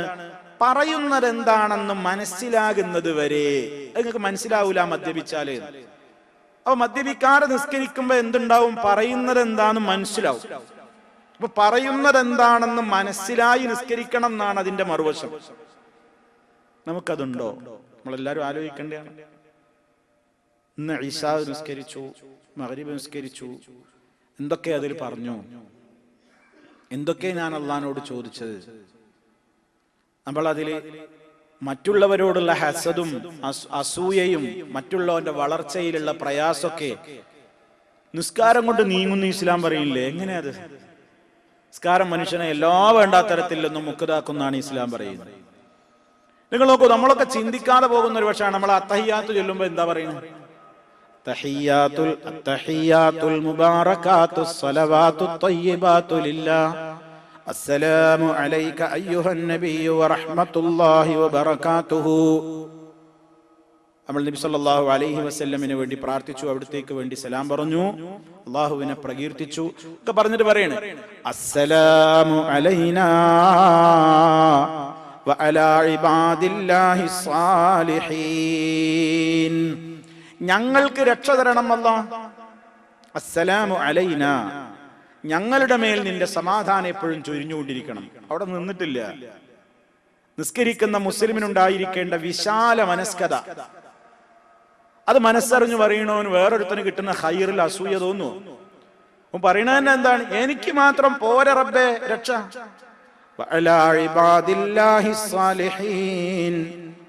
അല്ലാഹുവിന്റെ സദ്വൃത്തരായ മുഴുവൻ അടിമകൾക്കും രക്ഷ കൊടുക്കണം. നിസ്കാരത്തിൽ നമ്മൾ പറയാണ്, വേറൊരാൾ നിസ്കരിക്കുമ്പോൾ നമുക്ക് വേണ്ടി പ്രാർത്ഥിക്കുന്നുണ്ട്, നാം നിസ്കരിക്കുമ്പോൾ വേറൊരാൾക്ക് വേണ്ടി പ്രാർത്ഥിക്കുന്നുണ്ട്. ലോകത്തുള്ള സ്വാലിഹീങ്ങൾക്ക് വേണ്ടി മുഴുവനും നമ്മൾ ദുആ ചെയ്യുന്നുണ്ട്. അത് ജീവിച്ചിരിക്കുന്നവരാണെങ്കിലും വഫാത്തായി പോയവരാണെങ്കിലും അവർക്കൊക്കെ രക്ഷ കൊടുക്കണേന്നാ നമ്മൾ പറയുന്നത്. അത് മനസ്സറിഞ്ഞു പറയുന്ന ഒരാൾക്ക് വേറൊരാൾക്കൊരു ജീവിതത്തിൽ അള്ളാഹുവിന്റെ ഒരു നിഅമത്ത് കിട്ടിയാൽ അതിനോട് അസൂയപ്പെടാൻ വാസ്തവത്തിൽ കഴിയുമോ? അവനത് മനസ്സറിഞ്ഞാ പറഞ്ഞതെങ്കിൽ. അങ്ങനെ ആ നിസ്കാരം കൊണ്ട് മനുഷ്യൻ മോശപ്പെട്ട സ്വഭാവങ്ങളിൽ നിന്ന് മാറല്, അല്ലാതെ വെറുതെ നിസ്കരിച്ചുകൊണ്ട് ഒരാൾ മാറുമൊന്നുമില്ല. സാധാരണ പറയും നിസ്കരിക്കണവനാണ് ആചാരാണ്, സർവ്വതോന്യാസത്തിന്റെ മുമ്പിലുണ്ട്. എന്താ അയാളെ ജീവിതം അതുമായിട്ടൊരു ബന്ധമില്ല. അയാളെന്താ പറയണേ, എന്തിനാ നിസ്കരിക്കണമെന്നൊന്നും അയാൾക്ക് അറിഞ്ഞൂടാ. എല്ലാവരും പള്ളി പോകും, അയാളും പോകും, ചിലപ്പോൾ പോയി വരും, ചിലപ്പോൾ പോയില്ലാന്ന് വരും, നിസ്കരിച്ചു. അങ്ങനെ തന്നെ എല്ലാ തോന്നിവാസങ്ങളുടെയും മുമ്പിൽ നിസ്കരിക്കുന്നവൻ അവനുണ്ടാകാൻ കഴിയോ? മാനസികമായി ഒരാൾക്ക് ആത്മഹത്യ ചെയ്യാൻ കഴിയില്ല നിസ്കരിക്കുന്നവന്. നിസ്കരിക്കുന്ന ഒരാൾ ആത്മഹത്യ ചെയ്യൂല. എന്താ കാരണം? പ്രയാസങ്ങളിലും പ്രതിസന്ധികളിലൊക്കെ പിടിച്ചു നിൽക്കാൻ അവന് നിസ്കാരം കരുത്തു കൊടുക്കുന്നതാണ് അല്ലാഹു പറയുന്നത്. ഇന്നൽ ഇൻസാന ഖുലിഖ ഹലൂആ, നിശ്ചയമായും മനുഷ്യൻ സൃഷ്ടിക്കപ്പെട്ടിട്ടുള്ളത് അസ്വസ്ഥ കലുഷിതമായ നിലക്കുള്ള ഒരു മനസ്സോടുകൂടെയാണ്. ഇദാ മസ്സഹു ശർറു ജസൂആ, അവന് വല്ല തിന്മയും ആപത്തുമൊക്കെ ബാധിച്ചാൽ അവനതാ അസ്വസ്ഥനാകുന്നു. ഇദാ മസ്സഹുൽ ഖൈറു മനൂആ, അവന് വല്ല നന്മയും കിട്ടിയാലോ അവൻ ആ നന്മ അല്ലാഹുവിന് നന്ദി കാണിച്ചുകൊണ്ട് നന്മയുടെ മാർഗത്തിലേക്ക് വിനിയോഗിക്കുന്നതിന് പകരം അത് ദുഷിച്ച മാർഗത്തിലേക്ക് വിനിയോഗിച്ച് അതവൻ പിടിച്ചു വെച്ച് പിശുക്കനായി തന്നെ മുന്നോട്ട് പോകുന്നു. ഈ ഒരു ദുർഗുണത്തിൽ നിന്ന് ഒഴിവാണ് ഇല്ലൽ മുസല്ലീൻ, നിസ്കരിക്കുന്നവരൊഴികെ, അല്ലദീനഹും അലാ സ്വലാത്തിഹിം ദായിമൂൻ, അവർ അവരുടെ നിസ്കാരത്തിൽ നിത്യത കാത്തു സൂക്ഷിക്കുന്നവരത്രേ.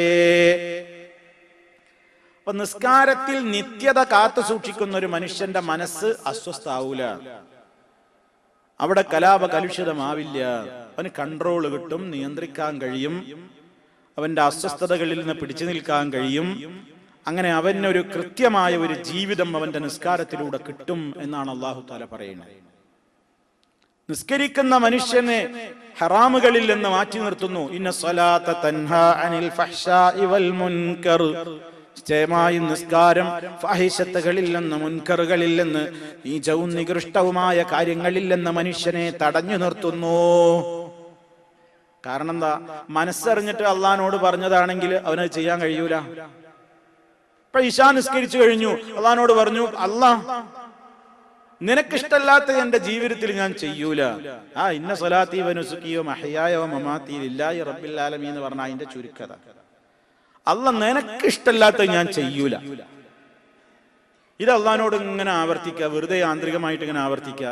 ആ നിസ്കാരം കഴിഞ്ഞ അതിന്റെ ഇടയിലൊക്കെ എല്ലാ തോന്നിയാസവും ചെയ്യുക, നുണയും പറയുക, കളവ് പറയുക, വഞ്ചന നടത്തുക, പുറത്തേക്ക് ഇറങ്ങിയാൽ അനാവശ്യമായ കാര്യങ്ങൾ കാണുക, കേൾക്കുക, വീട്ടിൽ വെച്ചിട്ടും അതുപോലെ തന്നെ എല്ലാ വൃത്തികേടുകളും, അത് പിന്നെ സിനിമ എന്ന പേരിലോ സീരിയൽ എന്ന പേരിലോ ഇനി മറ്റ് മൊബൈലിലുള്ള ക്ലിപ്പുകൾ എന്ന പേരിലോ ഏത് പേരിലാണെങ്കിലും ശരി, അള്ളാഹു വെറുത്തിട്ടുള്ള, അള്ളാഹു പാടില്ലെന്ന് പറഞ്ഞിട്ടുള്ള സകല വൃത്തികേടുകളും ഒരു മാപ്പിള ചെയ്യാന്ന് പറഞ്ഞാൽ അവനെന്തിനു നിസ്കരിച്ച്? നുണയല്ലേ ഈ പറഞ്ഞുകൊണ്ടിരിക്കുന്നത് മുഴുവനും? അള്ളാന്റെ മുമ്പിൽ 5 നേരം പോയി കൈകെട്ടി കഴിഞ്ഞിട്ട് പറയാം, അള്ളാഹ് നിനക്ക് പൊരുത്തല്ലാത്തത് ഞാൻ ചെയ്യൂല. അതുകൊണ്ട് അങ്ങനെ വേണമെന്നാണ് എന്നോട് കൽപ്പിക്കപ്പെട്ടിട്ടുള്ളത്. ഞാനതിന് റെഡിയാ, വാനമിനൽ മുസ്ലിമീൻ, ഞാനതിന് റെഡിയാ. ഇതൊക്കെ ഇങ്ങനെ പറയാം. അപ്പൊ ഒരു തിന്മ ചെയ്യാൻ തോന്നുമ്പോൾ അവന്റെ മനസ്സിൽ ഓർമ്മ വരില്ലേ, ഇപ്പോഴല്ലേ ഞാൻ അള്ളഹാനോട് പറഞ്ഞു പോകുന്നത്, അള്ളാഹ് നിനക്ക് പൊരുത്തല്ലാത്തത് ഞാൻ ചെയ്യൂല, അങ്ങനെ ചെയ്യരുത് എന്ന് എന്നോട് കൽപ്പന ഉണ്ട്, ഞാൻ അതിന് കീഴൊതുങ്ങുന്ന മുസ്ലിമാണെന്നും ഞാൻ അള്ളഹാനോട് ഒപ്പിട്ട് പോന്നില്ലേ, ഇനിയിപ്പോ എങ്ങനെയാ അത് ചെയ്യാ? ഒരാവറേജ് ബുദ്ധിയും തന്റെ ഇടയ്ക്ക് ഉള്ളവന് അവന്റെ തിന്മകളിൽ നിന്ന് വിട്ടു നിൽക്കാൻ അത് പ്രാപ്തനാക്കും. ഇപ്പോഴല്ലേ ഞാൻ പറഞ്ഞത്. ഒരു പോലീസ് ഓഫീസർ മുമ്പ് പോയിട്ട് പറഞ്ഞു, ഇല്ല ഏമാനെ ഇനി ഞാൻ ചെയ്യൂല. രാവിലെ പോയി ഒപ്പിട്ടു, വൈകുന്നേരം പോയിട്ട് ഒപ്പിട്ടു, പിറ്റേന്നും പോയി ഒപ്പിട്ടു, ഉച്ചയായപ്പോ പിന്നെയും പോലീസ് പിടിച്ചു. നീ അല്ലടാ ഇന്നലെ എഴുതിയത്, ഇന്നല്ലടാ രാത്രി എഴുതിയത്, ഇനി തന്നെ വിടൂല. ഈ ഒരു പേടി പോലും പടച്ചറബിന്റെ മുമ്പിൽ പോയിട്ട് ആവർത്തിച്ചിട്ട് ഇന്നും പറഞ്ഞില്ലേ 5 നേരം, ഇന്ന സ്വലാത്തി വനുസുകി വമഹയായ വമമാതി ലില്ലാഹി റബ്ബിൽ ആലമീൻ ലാ ശരീക ലഹു വബിദാലിക ഉമിർതു വഅന മിനൽ മുസ്ലിമീൻ. ഇന്നും 5 നേരം പറഞ്ഞു. എന്നിട്ട് എന്തൊക്കെ തോന്നിയാസങ്ങളെ നമ്മൾ ചെയ്തു? ഹാസിബു ഖബ്ല അൻ തുഹാസബു. നാളെ പരലോക വിചാരണയെ അഭിമുഖീകരിക്കുന്നതിന്റെ മുമ്പ് സ്വയം ഒരു വിചാരണക്ക് വിധേയരാകൂ. മഹാനായ ഉമർ ഖത്താബ് റളിയല്ലാഹു അൻഹു നമ്മളോട് ആവശ്യപ്പെടുന്നു, വസിനു ഖബ്ല അൻ തുസനു. നിങ്ങളുടെ നന്മകൾ, നിങ്ങളുടെ പ്രവർത്തനങ്ങൾ നാളെ പരലോകത്ത് തൂക്കപ്പെടുന്നതിന്റെ മുമ്പ് സ്വയം ഒന്ന് തൂക്കി നോക്കൂ. എന്താ ചെയ്തത്? എന്താ പ്രവർത്തിച്ചത്? അപ്പൊ നിസ്കാരം കൊണ്ട് സഹോദരന്മാരെ നിങ്ങളൊന്ന് ആലോചിച്ച് നോക്കി. ഈ മുസ്ലിമീങ്ങൾ എന്ന് പറയുന്ന ഒരു തെമ്മാടിത്തം ചെയ്യുമ്പോ അന്യ സമുദായക്കാര് പറയണ്, ഇയാളെന്തിനാ പള്ളിയിൽ ഇങ്ങനെ പോണ്? അവർക്ക് വരെ അറിയാ ഈ നിസ്കരിക്കുന്നവനത് ചെയ്യാൻ പാടില്ല, ഇയാളെങ്ങനെ ഇത് ചെയ്യുന്നത്? ഇങ്ങനെ നിസ്കരിക്കുക, പലിശവാകുക, നിസ്കരിക്കുക, സിനിമ ഉണ്ടാക്കുക, അവിടെ ആളുകളെ വിളിച്ചു വരുത്തുക, അത് കാണുക, വീട്ടിൽ വെച്ച് അതിന് സംവിധാനം കുട്ടികൾക്കും മക്കൾക്കൊക്കെ ഏർപ്പാട് ചെയ്ത് കൊടുത്തിട്ട് പെണ്ണ് തുണിയുരിഞ്ഞാടിന് ഡാൻസ് കണ്ടുകൊണ്ടിരിക്കുക, അള്ളാഹുവിന്റെ റസൂൽ നിഷിദ്ധമാണെന്ന് പറഞ്ഞ സംഗീതം കേട്ടുകൊണ്ടിരിക്കുക, നോണ പറഞ്ഞുകൊണ്ടിരിക്കുക, മാതാപിതാക്കളെ അനുസരിക്കാതിരിക്കുക, ഭാര്യയോട് വളരെ മോശമായി വർത്തിക്കുക, അതുപോലെ തന്നെ അയൽക്കാരോട് സ്നേഹബന്ധങ്ങൾ പറ്റ മുറിച്ചു കളയുക, നിസ്സാര കാര്യങ്ങൾക്ക് വേണ്ടി കുടുംബ ബന്ധങ്ങളെ വിച്ഛേദിക്കുക, ഇങ്ങനെയുള്ള തോന്നിവാസങ്ങളൊക്കെ ഒരു മനുഷ്യനെ നിസ്കരിക്കുന്നു പറഞ്ഞിട്ട് ഇയാൾക്ക് എന്ത് കാര്യമുള്ളത് എന്ന് ആളുകൾ തന്നെ പലപ്പോഴും പറയുമ്പോ അത് നിസ്കരിക്കുന്ന നമ്മുടെ ഒരു കൽബിൽ അത് യേശുന്നില്ലെങ്കിൽ പ്രിയമുള്ളവരെ 1000 കൊല്ലം നിസ്കരിച്ചിട്ട് എന്ത് മാറ്റമാ ഉണ്ടാകുന്നത്? അതുകൊണ്ട് നിസ്കാരം നമ്മുടെ മനസ്സിൽ, ജീവിതത്തിൽ വലിയ മാറ്റമുണ്ടാക്കണം. അങ്ങനെ എത്രത്തോളം നമ്മുടെ നിസ്കാരത്തിൽ മാറ്റം വരുന്നുണ്ടോ, ആ നിസ്കാരത്തിൽ റബ്ബിനോടുള്ള നമ്മുടെ ഖൽബിന്റെ തഅല്ലുഖ് എത്രത്തോളം കൂടി വരുന്നുണ്ടോ, അത്രത്തോളം നമുക്കതിന്റെ പ്രതിഫലം രേഖപ്പെടുത്തപ്പെടും. അതിന്റെ കമ്മി അനുസരിച്ചുകൊണ്ട് അതിന്റെ കൂലിയും കുറഞ്ഞു പോകുന്നു. സല്ലല്ലാഹു അലൈഹി വസല്ലം പറഞ്ഞു, ഒരടിമ നിസ്കാരത്തിൽ നിന്ന് പിരിഞ്ഞു പോകുമ്പോ അവന് 10-1 രേഖപ്പെടുത്തപ്പെടും. പിന്നെ പറഞ്ഞു 9-1, സുമുന് 8-1, സുബ് 7-1, സുദുസ് 6-1, ഖുമുസ് 5-1, റുബ് 4-1, സുലുസ് 3-1, നിസ്ഫ് പകുതി. അവിടെ നിർത്തി. നിസ്കാരത്തിന് കിട്ടുന്ന കൂലിയുടെ ആ ഒരു അളവ് നബി സല്ലല്ലാഹു അലൈഹി വസല്ലം പറഞ്ഞതാണ്. 10-1, 9-1, 8-1, 7-1, 6-1, 5-1, 4-1, 3-1, 2-1 ഒക്കെ കിട്ടിയിട്ട് പോകുന്നുണ്ട്. എന്താ ഇത് കാരണം? ഒരേ സഫിൽ ഇപ്പം നമ്മളൊക്കെ നിസ്കരിച്ചു അല്ലേ? ഇപ്പൊ ഇരിക്കുന്നവരൊക്കെ പലരും ഒരേ പള്ളിയിൽ നിസ്കരിച്ചവരുണ്ടാവും. ഇത് അള്ളാഹിന്റെ കോടതിയിലാണ് ചെല്ലുമ്പോ വ്യത്യസ്ത കൂലിയാ. എങ്ങനെയാ ഈ വ്യത്യസ്ത കൂലിയുടെ മാനദണ്ഡം? എന്താ മാനദണ്ഡം? വേണമെങ്കിൽ ഒരാൾ നോക്കുമ്പോൾ നമ്മൾ അയാൾ വളരെ നല്ല ഖുശൂഅ് നമുക്ക് തോന്നിയിട്ടുണ്ടാകും, പക്ഷേ ഖൽബിൽ ഇൽത്തിഫാത്ത് വന്നു പോയിട്ടുണ്ട്, ഖൽബ് അങ്ങോട്ടും ഇങ്ങോട്ടും പോയിട്ടുണ്ട്. എങ്കിൽ ആ ഹൃദയത്തിന്റെ സാന്നിധ്യം എത്രത്തോളം റബ്ബുമായിട്ടുണ്ടായിരുന്നു എന്നതിനനുസരിച്ചാണ് പ്രിയമുള്ളവരെ അല്ലാഹുവിന്റെ അടുക്കൽ നമുക്ക് പ്രതിഫലം രേഖപ്പെടുത്തപ്പെടുന്നത്. അതുകൊണ്ട് നിസ്കരിക്കാൻ നിൽക്കുമ്പോഴുള്ള ഖുശൂഅ് കിട്ടണമെങ്കിൽ നേരത്തെ പറഞ്ഞതുപോലെ പറയുന്നത് എന്താണെന്നറിയണം, ആ പറയുന്നതിന്റെ മഹത്വം അറിയണം. ഇതെന്റെ അവസാനത്തെ ചാൻസ് ആണെന്ന് ഒരുപക്ഷേ അവൻ ഓർത്തുകൊള്ളണം. ഇതെന്റെ ജീവിതത്തിലെ അവസാന നിസ്കാരമാണ്. അത് വലിയൊരു മരുന്നാട്ടോ. നാളെ മുതൽക്കൊന്ന് നോക്കി, നാളെ സുബഹിസ്കരിക്കുമ്പോൾ നിങ്ങളൊന്ന് ചിന്തിച്ചു നോക്ക്. നിസ്കാരത്തിന് വേണ്ടിയാണ് നിൽക്കുമ്പോൾ നിങ്ങളിങ്ങനെ വിചാരിക്കുക, ഇനിയിപ്പോൾ ഒരു ളുഹർ ആയുമ്പോൾ ഞാൻ ഉണ്ടായിക്കൊള്ളണമെന്നില്ല. ഏതെങ്കിലും ഒരു നിസ്കാരം കഴിഞ്ഞ് അടുത്ത നിസ്കാരത്തിന്റെ ഇടക്ക് നമ്മൾ മൗത്താകുമ്പോൾ ഉറപ്പാണ്, യാതൊരു സംശയവുമില്ല. അള്ളാഹു നമുക്ക് ഈമാനുള്ള അന്ത്യം പ്രദാനം ചെയ്യുമാറാകട്ടെ. ഓരോ നിസ്കാരം നിസ്കരിക്കുമ്പോഴും നമ്മൾ ആണായാലും പെണ്ണായാലും നിസ്കാരത്തിനാണ് നിൽക്കുമ്പോൾ നമ്മളെ മനസ്സിൽ ഇതെന്റെ അവസാന നിസ്കാരം. സ്വല്ലി സ്വലാത്ത മുവദ്ദിഇൻ, ഒരു വിട പറയുന്നവനെ പോലെ ഉള്ള നിസ്കാരം നീ നിസ്കരിച്ചോളൂ. വിട പറയുകയാണ്, ഈ ലോകത്തിനൊന്ന് പോവുകയാണ്, ഇനി ഒരു ചാൻസ് എനിക്കില്ല, നീ ഞാൻ ഖബറിൽ കാണും, അടുത്ത വഖത്താവുമ്പോഴേക്ക് ഞാൻ ഖബറിൽ എത്തിയിട്ടുണ്ടാവും, ഇനി ഒരു ചാൻസ് ഇല്ല, ഒരു അവസാനത്തെ ചാൻസ് ആണ്, ഏറ്റവും നന്നായിട്ട് എനിക്ക് ചെയ്യാവുന്ന ഒരു പ്രവൃത്തിയാണിത് എന്ന നിലയ്ക്ക് ദാ ഞാൻ അള്ളാഹുവിനോട് ഇനി എനിക്കൊരു അവസരം കിട്ടിക്കൊള്ളണം എന്നില്ല. അങ്ങനെ തന്നെ ആയിരിക്കുമല്ലോ, എപ്പോഴാണ് നമുക്കറിയില്ല. എല്ലാ നിസ്കാരത്തിലും നമ്മളെ മനസ്സിൽ വേണം. കാരണം ഇങ്ങനെ ഒരു നിസ്കാരം കഴിഞ്ഞിട്ടാണ് മരിക്കുക, അടുത്തൊരു നിസ്കാരത്തിന്റെ സമയത്ത് എത്തുന്നതിന് മുമ്പ് പോകും. അപ്പൊ ഖുശൂഅ് നമ്മുടെ ഖൽബിൽ നിലനിൽക്കണമെങ്കിൽ ഇതൊരു പക്ഷേ എന്റെ ജീവിതത്തിലെ അവസാന നിസ്കാരമായിരിക്കാം എന്ന ചിന്തയോടുകൂടി തക്ബീറത്തുൽ ഇഹ്റാം നിർവഹിച്ച് സലാം വീട്ടുവോളം ആ ചിന്തയിൽ മനസ്സിനെ ഇങ്ങനെ ഒടക്കി നിർത്താൻ കഴിയണം. ഉദ്കുർ മൗതക, നിന്റെ മരണത്തെ നീ ഓർക്കണം. ഫീ സ്വലാത്തിക, നിന്റെ നിസ്കാരത്തിൽ മരണത്തെ ഇങ്ങനെ ഓർക്കുക. എന്റെ നാഥനോട് ഞാൻ സംസാരിക്കേണ്ടതാ, ഞാൻ അവനോട് പോവാണ്. ആ ഒരു ബോധം നമ്മുടെ ഹൃദയത്തിൽ ഉണ്ടാക്കി തീർക്കാൻ. അങ്ങനെ സഹോദരന്മാരെ, നമ്മുടെ നിസ്കാരം നമ്മൾ പറയുന്നത് എന്താണെന്ന് അറിയുകയും നിൽക്കുന്നത് എവിടെയാണെന്ന ബോധമുണ്ടാവുകയും, അതാണ് ഇസ്തിഹ്ലാറുൽ ഖൽബി ബൈന യദൈ റബ്ബിഹി അസ്സ വജല്ല. സർവലോക പരിപാലകനായ അല്ലാഹുവിന്റെ മുമ്പിലാണ് ഞാൻ നിൽക്കുന്നതെന്ന് അവന്റെ ഖൽബിൽ അവൻ കൊണ്ടുവരണം. അള്ളാന്റെ മുമ്പിലാണ് നിൽക്കുന്നത്, അള്ളാന്റെ മുമ്പിലാണ് നിൽക്കുന്നത്. വളരെ അവന്റെ ഹൃദയം അടങ്ങിയാൽ കൈകാലുകൾ അടങ്ങും, ഹൃദയം അടങ്ങിയ കൈകാലുകൾ അടങ്ങും. അപ്പൊ അവന്റെ കൈയുടെ ചലനം, അതുപോലെ തന്നെ കാലിന്റെ ചലനം, അങ്ങോട്ടും ഇങ്ങോട്ടൊന്നും ശ്രദ്ധ പോകാതെ നോട്ടം സുജൂദിലേക്ക് കേന്ദ്രീകരിച്ച് അങ്ങനെ അവന്റെ മനസ്സിനെ ഉടക്കി നിർത്താൻ കഴിയുന്നു. അതോടൊപ്പം നബി സല്ലല്ലാഹു അലൈഹി വസല്ലം പറഞ്ഞു, നിന്റെ മനസ്സ് ശ്രദ്ധ അങ്ങും ഇങ്ങും ഇൽത്തിഫാത്ത് വന്നു പോകുന്ന സാഹചര്യങ്ങളിൽ നിന്നൊക്കെ നീ മാറി നിന്നിട്ട് വേണം നിസ്കരിക്കാൻ. ശ്രദ്ധ അങ്ങോട്ടും ഇങ്ങോട്ടും ആയിപ്പോകാൻ സാധ്യതയുള്ള നേരത്ത് നിസ്കരിച്ചൂടാനാണ്. ഉദാഹരണം അവിടുന്ന് പറഞ്ഞു, ലാ ഹദറത ബിസ്സലാത്തി ത്വആം, ലാ ഹദറത പിന്നെ ലാ സ്വലാത്ത അലാ ഹദറത്തി ത്വആം. ഭക്ഷണം ഹാജറുള്ള ഒരു നേരത്ത് നല്ല വിശപ്പുണ്ട്, ആ സമയത്ത് നിസ്കരിക്കാനെന്നാൽ മുഴുവൻ എന്തായിരിക്കും ചിന്ത.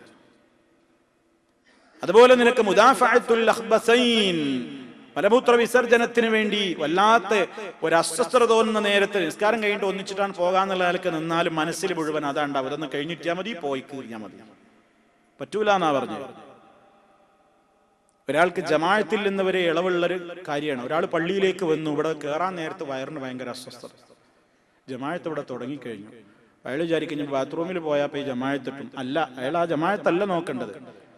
അയാൾ ഒറ്റയ്ക്ക് നിസ്കരിച്ചാലും അയാൾക്ക് ജമാഅത്തിന്റെ കൂലി കിട്ടും. കാരണം അയാൾ ജമാഅത്ത് പ്രതീക്ഷിച്ചിട്ടാണ് വന്നത്. ഇവിടെ എത്തിയപ്പോൾ വയറിനെന്തോ ഒരു അസ്വസ്ഥത തോന്നി, ടോയ്ലറ്റിൽ പോയില്ലെങ്കിൽ നിവൃത്തിയില്ല എന്ന് വന്നു, ഇങ്ങനെയെങ്കിലുമൊക്കെ പിടിച്ച് നിർത്തി നിസ്കരിക്കാൻ ശേഷം ഒന്നിച്ചു പോകാലോ എന്നല്ല അയാൾ ചിന്തിക്കേണ്ടത്. അയാൾക്ക് ആ ജമാഅത്തിൽ പങ്കെടുക്കാതിരിക്കാനുള്ള ഉദ്റാണത്, കാരണമാണത്.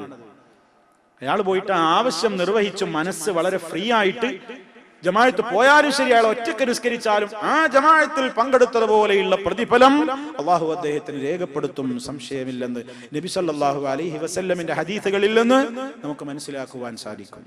അപ്പൊ അവിടെയൊക്കെ ഇസ്ലാം എന്താ പറയുന്നത്?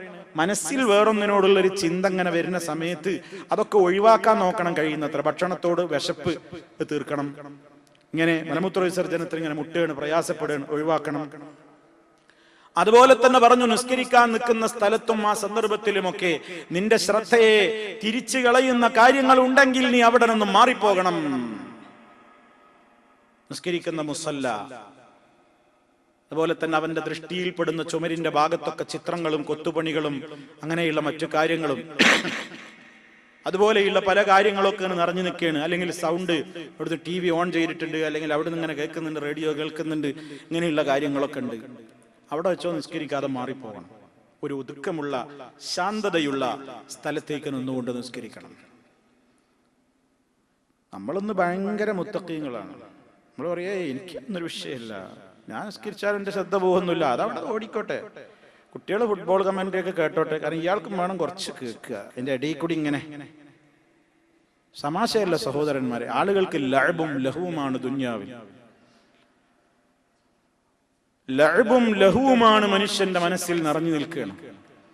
ഗൗരവങ്ങൾ ഇബാദത്തുകളോട് കുറഞ്ഞു പോവുകയാണ്. നബി സല്ലല്ലാഹു അലൈഹി വസല്ലം പോലും മഹദിയായ ആയിഷ റളിയല്ലാഹു അൻഹയോട്, അള്ളാന്റെ റസൂലിനേക്കാൾ ഒരു മുത്തഖി ആരാണ് ലോകത്തുള്ളത്? അവിടുത്തെ പോലെ മനസ്സിനെ റബ്ബിൽ കേന്ദ്രീകരിക്കാൻ ശക്തിയുള്ള പവറുള്ള ഏതൊരു മനുഷ്യനാണ് ലോകത്ത് കഴിഞ്ഞു പോയിട്ടുള്ളത്?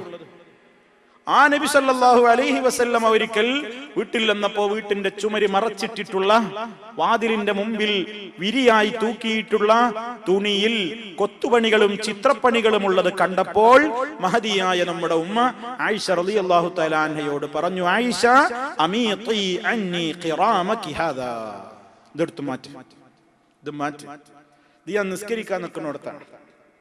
പ്രൈവറ്റ് റൂമിലേക്ക് പോകുന്ന ഭാഗത്ത് തൂക്കിയിട്ടിരിക്കുകയാണ്, കയറി വരുന്നത്. നിസ്കരിക്കാൻ നിൽക്കുന്നിടത്താണ്.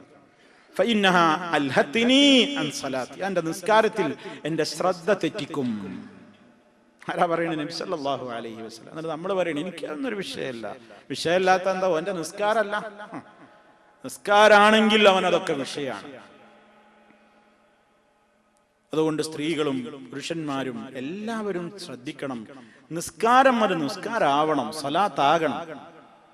അതിന് ഇതൊക്കെ അനിവാര്യമായ സംഗതികളാണ്. ഇനി സഹോദരന്മാരെ, നമ്മൾ കൃത്യമായി നമ്മൾ മനസ്സിലാക്കേണ്ടതുണ്ട്. നിസ്കാരത്തിലേക്ക് പോകും, നിസ്കാരത്തിന്റെ അകത്ത് ഖുശൂഅ് വേണം എന്നത് അവിടെ നിൽക്കട്ടെ. അതിന്റെ പ്രാധാന്യം മനസ്സിലാക്കാനാ പറയുന്നത്. നബി സല്ലല്ലാഹു അലൈഹി വസല്ലം പറഞ്ഞ നിസ്കാരത്തിലേക്കുള്ള പോക്ക് പോലും ഖുശൂഅോടുകൂടെ ആവണം. നിസ്കാരത്തിൽ ഇത് മാത്രമല്ല, നിസ്കാരത്തിലേക്ക് പോകുമ്പോ പോലും നിങ്ങൾ നിസ്കാരത്തിന് വേണ്ടി പോകുമ്പോൾ നിങ്ങൾ ഇഖാമത്ത് കേട്ടാൽ ഫലാ തസ്ഔ, നബി സല്ലല്ലാഹു അലൈഹി വസല്ലം, നിങ്ങൾ ഓടരുത്, മറിച്ച് നിങ്ങൾ നടന്നു പോകൂ. അലൈക്കും ബിസ്സകീനതി വൽ വഖാർ, നിങ്ങൾ വളരെ ശാന്ത ഗംഭീരമായി നടന്നു പോകണം.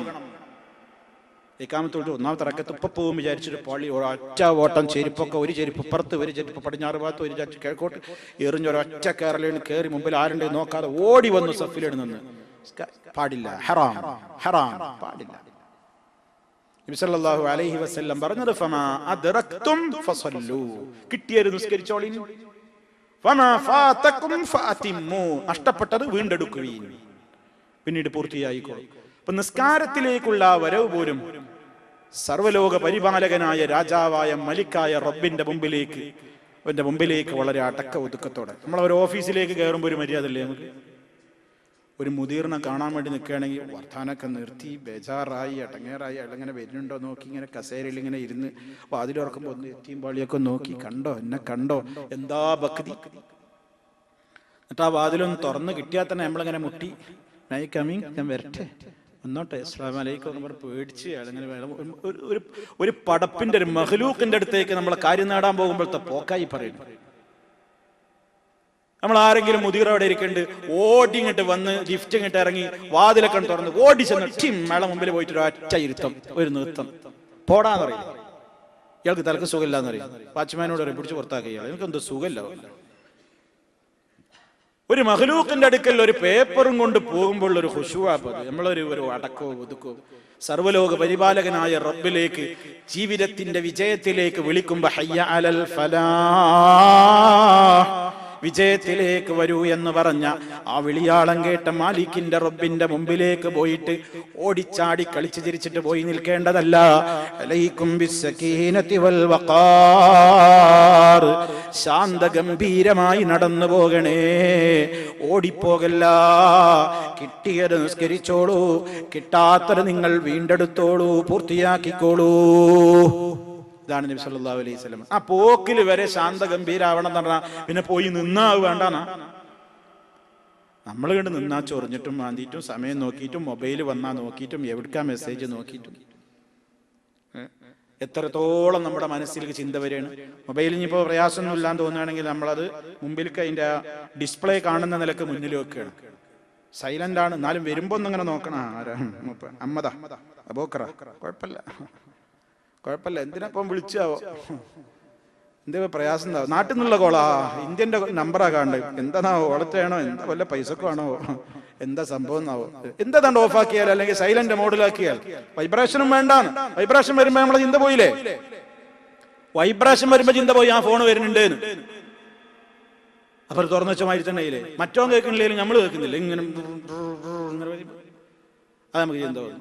സൈലന്റ് മോഡിൽ ആരും അറിയില്ല, അത് വന്നോട്ടെ, സ്കാരമൊക്കെ കഴിഞ്ഞിട്ട് നോക്കിയാൽ, ഇല്ലെങ്കിൽ ഓഫാക്കിട്ടോ. ഓഫാക്കിയിടാൻ പലപ്പോഴും തിരക്കുള്ളവർക്ക് പ്രയാസം ഉണ്ടാവും, കോള് വരുന്നത് അറിയൂല, ശേഷം നോക്കാലോ. അപ്പൊ ഇതൊക്കെ നമ്മൾ ഇന്ന് ചിന്തിക്കാതെ, ഇന്ന് അതൊന്നും പ്രശ്നമല്ല, എന്നിട്ട് വെച്ച് ഓനിങ്ങനെ ആസ്വദിക്കുകയാണ്, പാട്ടിങ്ങനെ പാടുകയാണ്. സഹോദരന്മാരെ, ഇസ്ലാം വിലക്കിയതാണ് മ്യൂസിക്, സംഗീതം. ഒരു മുസ്ലിമിന് വിലക്കപ്പെട്ട ആ സംഗീതത്തിന്റെ ടോണല്ല ഒരാളുടെ മൊബൈലിൽ വേണ്ടത്. അങ്ങനെ മറ്റുള്ളവനങ്ങനെ പാട്ട് കേൾപ്പിക്കുക അല്ല, നമ്മൾ ഹലോന്ന് വിളിച്ചാൽ തന്നെ അവരിങ്ങനെ പാട്ട് കേൾപ്പിക്കും നമ്മളെ, അവന്റെ ചെലവില് നമ്മളിങ്ങനെ കേട്ടോളണം. ഇതൊന്നും മുസ്ലിമീങ്ങൾക്കൊന്നും നിർത്താനായിട്ടില്ല. ഇയാൾ ഏത് ലോകത്താ ജീവിക്കുന്നത് എന്നാവും ചിലപ്പോൾ ചിന്തിക്കുന്നുണ്ടാവുക. ഇതൊന്നും പാട്ടും പാടില്ല, ഇസ്ലാം എന്ന് പറഞ്ഞാൽ ഇങ്ങനെയാ, ഇതൊന്നും കേൾക്കാനും പാടില്ല, ഒന്നും കാണാൻ പാടില്ല. കേട്ടോളൂ, കണ്ടോളൂ, ഇസ്ലാം അനുവദിച്ചത് മാത്രം, വിലക്കിയത് വേണ്ട. ഇസ്ലാം എന്ത് പറഞ്ഞാലും അതിൽ ഗുണമുണ്ടാവുള്ളൂ. നിങ്ങൾ ഖുർആൻ ഇങ്ങനെ കേട്ടോക്കി, കേട്ട് കഴിഞ്ഞാലും നിങ്ങളുടെ മനസ്സിൽ അതിന്റെ ഒരു കുളിരും ഒരു തണുപ്പും ഇങ്ങനെ നിലനിൽക്കണം. ആവർത്തിച്ച് കേൾക്കുമ്പോൾ അതിന്റെ മധുരം അറിയും. ഒരു പാട്ട് കേട്ടു, കഴിഞ്ഞു, ഇനിയും കഴിഞ്ഞു. ഒരു ദൃശ്യം അനുവദിച്ചതിലേക്ക് മാത്രം നോക്കൂ, അനുവദിക്കാത്തതിലേക്ക് നോക്കണ്ട എന്ന് പറഞ്ഞാൽ, അനുവദിക്കാത്തതിൽ നോക്കിയിട്ട് എന്ത് സമാധാനമാണ്, നോക്കുമ്പോ ഒരു സുഖം, കഴിഞ്ഞാ വേദനയായി. എന്താ ഉള്ളൊരു സൗന്ദര്യം, എന്താ ഉള്ള ഒരു ആകാര വടിവ്, ഇതൊക്കെ കണ്ടിട്ട് എനിക്കെന്താ കാര്യം? എനിക്കോളെ കിട്ടിയോ? എനിക്കോളെ അനുവദനീയാണോ? ഞാൻ അള്ളാഹ് പറഞ്ഞത് എതിര് ചെയ്തില്ലേ? ഈ ലോകം എനിക്ക് നഷ്ടപ്പെട്ടില്ലേ? പരലോകവും പോയില്ലേ? അതേ അവസരത്തിൽ ഞാൻ എന്റെ മനസ്സിനെ പിടിച്ചു നിർത്തുകയാണ്.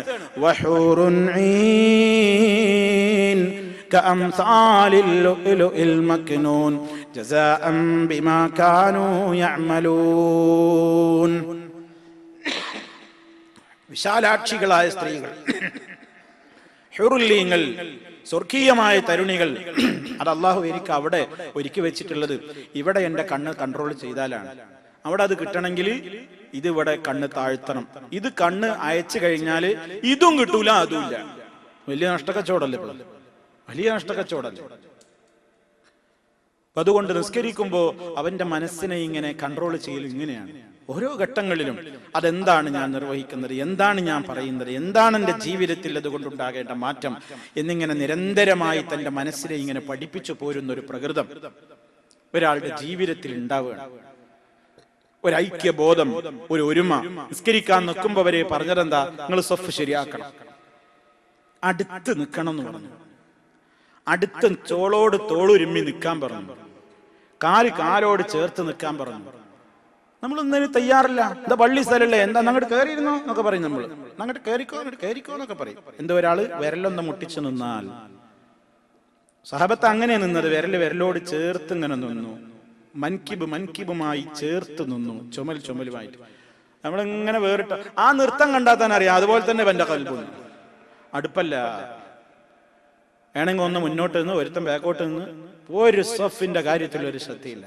സ്കാരത്തിന്റെ ഇഖാമത്തിൽ പെട്ടതാണ് സവ്വൂ സുഫൂഫകും ഫഇന്ന തസ്വിയതസ് സുഫൂഫി മിൻ ഇഖാമത്തിസ് സലാ. നിങ്ങൾ സഫുകൾ ശരിയാക്കണേ. കാരണം സഫ് ശരിയാക്കലും നിസ്കാരം നിലനിർത്തുന്നതിൽ പെട്ടത് തന്നെ. നിസ്കാരം നിലനിർത്തുന്നവനിൽ പെട്ടവനാകണമെങ്കിൽ സഫ് ശരിക്കും നിൽക്കണം എന്നാണ്. അതുവരെ നമ്മൾ ശ്രദ്ധിക്കാതെ പോകും.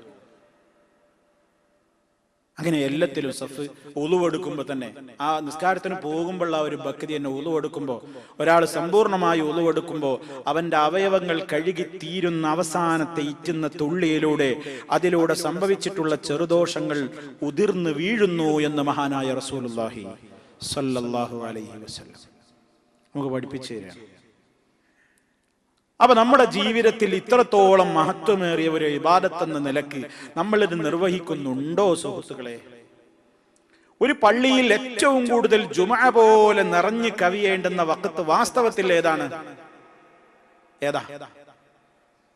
എല്ലാവർക്കും സൗകര്യമുള്ള ഒരു സമയം ഉള്ള ഒരു നിസ്കാരം ഏതാ? സുബഹിയാണ്. എല്ലാവർക്കും സൗകര്യമാണല്ലോ. എന്താണ് വരാൻ? എനിക്ക് ഡ്യൂട്ടി ഉണ്ടായിരുന്നു പറയാൻ പറ്റില്ല. നൈറ്റ് ഡ്യൂട്ടിയുള്ള വിരലിൽ എണ്ണാവുന്ന ആളുണ്ടാവില്ല എന്നല്ല ഞാൻ പറയുന്നു. എനിക്ക് ഡ്യൂട്ടി ഉണ്ടായിരുന്നു പറയാൻ പറ്റില്ല. ഈ സമയം ഭയങ്കര പ്രകാശം. അവിടെ പോയി ആസ്പത്രിയിൽ പോയിരുന്നു, അവിടെ പോയിരുന്നു, ഇവിടെ ക്യൂ നിന്നു. സുബഹിക്കാരും പോയിട്ട് ക്യൂ നിൽക്കില്ല. എല്ലാവർക്കും സൗകര്യമാണ്. ആ പള്ളിയുടെ പരിസരത്തുള്ള ഫ്ളാറ്റുകളിൽ മൂടി പുതച്ച് കിടന്നുറങ്ങുന്നുണ്ട് ആയിരങ്ങൾ. കാണാല്ല.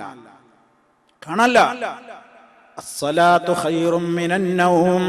നിസ്കാരമാണ് ഉറക്കിനേക്കാൾ ഉത്തമം. സഹോദര, കയറി വരൂ, കടന്നു വരൂ, വിജയത്തിലേക്ക് വരൂ എന്ന് പറയപ്പെടുമ്പോഴും നന്ദി കെട്ട മനുഷ്യൻ അള്ളാഹു നൽകിയ പണം കൊണ്ട് വാങ്ങിയ AC-യിൽ ആ ശീതളമായ റൂമിൽ കിടന്ന് വളരെ കുളിരും പറ്റിയിട്ട് പുതപ്പും മൂടിയിട്ട് കിടന്നുറങ്ങുമ്പോ മനുഷ്യാന് എത്രത്തോളം നന്ദി കെട്ടവനാണെന്ന റബ്ബിന്റെ ചോദ്യം. ഇന്നൽ ഇൻസാന ലിറബ്ബിഹി ലകനൂദ് വ ഇന്നഹു അലാ ദാലിക ലശഹീദ്.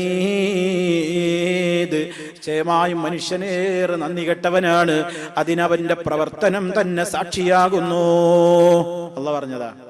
മനുഷ്യനെ ഏറ്റവും നന്ദി കെട്ടവനാന്നുള്ളതിന് അവന്റെ പ്രവർത്തനം തന്നെ സാക്ഷിയാണ്. ഇതന്നെ ഉദാഹരണല്ലേ? സുബഹിക്ക് പള്ളിയിൽ പോകാതെ മൂടിപ്പൊതച്ച് കിടത്തുറങ്ങുക.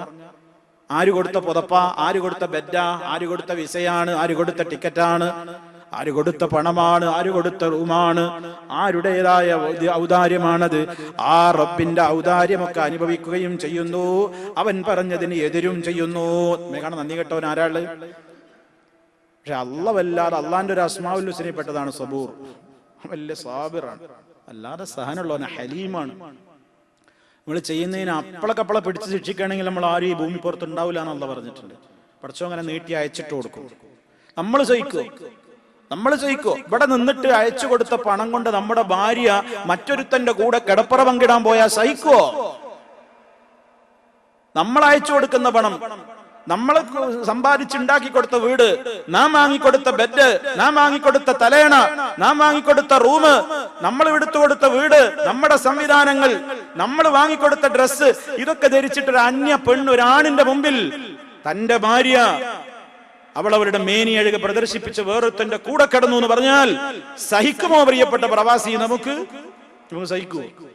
എന്താ ന്യായം? ഞാൻ കെട്ടിയ പെണ്ണല്ലേ അവള്, ഞാനല്ലേ അവൾക്ക് ചെലവിന് കൊടുക്കണേ, ഞാനല്ലേ അവൾക്ക് വേണ്ടി ഇവിടെ കഷ്ടപ്പെടുന്നത്, ഞാനല്ലേ അവൾക്ക് വസ്ത്രം വാങ്ങി കൊടുത്തത്, ഞാനല്ലേ അവൾക്ക് വീട്ടിൽ സൗകര്യം ചെയ്തു കൊടുത്തത്. ഞാൻ ദുർബലനായി നീ ചോദിക്കാണ് ഞാനല്ലേ. അതെന്തേ സഹോദരാ നിനക്ക് ചിന്ത വരാഞ്ഞത്?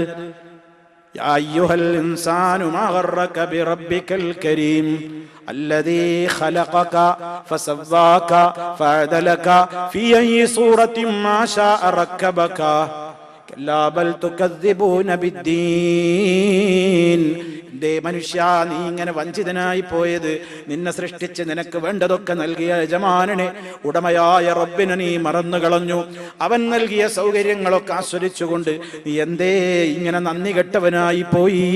അവൻ നൽകിയ ആനുകൂല്യങ്ങളൊക്കെ അനുഭവിച്ചിട്ട് അവന് നേരെ എതിര് ചെയ്യുമ്പോ എത്രത്തോളം നീ നിന്റെ കരീമായ ഉദാരനായ റബ്ബിന്റെ കാര്യത്തിൽ നീതി പാലിക്കാതെ നീ വഞ്ചിതനായി പോയല്ലോ.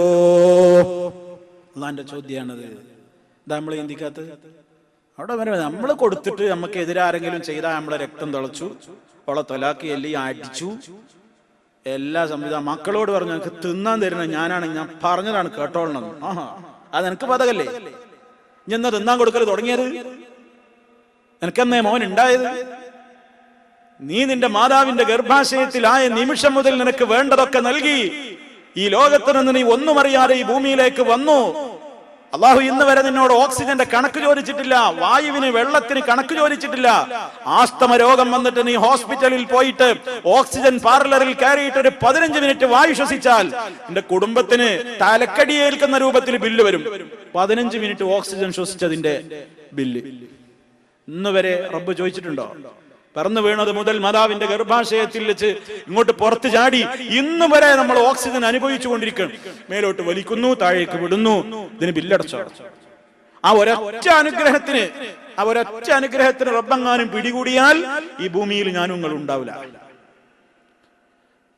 നമ്മൾ ചിന്തിക്കുന്നുണ്ടോ? നമുക്കങ്ങനെ ഒരു ആലോചന ഉണ്ടോ? ഇവിടെയാണ് സഹോദരന്മാരെ നമ്മൾ അള്ളാഹുവിന്റെ അനുഗ്രഹങ്ങളൊക്കെ ആസ്വദിച്ച് അനുഭവിച്ച് നമ്മളിവിടെ കഴിയുക. അതുകൊണ്ട് അവന് നന്ദി കേടും ചെയ്യുക. പിന്നെന്തിനാ നമ്മൾ നിസ്കരിക്കുന്നത്? പിന്നെന്തിനാ എന്ത് നിയമങ്ങൾ കേട്ടാലും നമുക്കൊരു കുലുക്കമില്ലാത്തൊരു മനസ്സ് വരെച്ചാൽ എന്തിനാ നിസ്കരിച്ചത്? അള്ളാഹു അക്ബർ എന്ന് പറഞ്ഞത് വെറുതെ എന്നല്ലേ എന്റെ അർത്ഥം?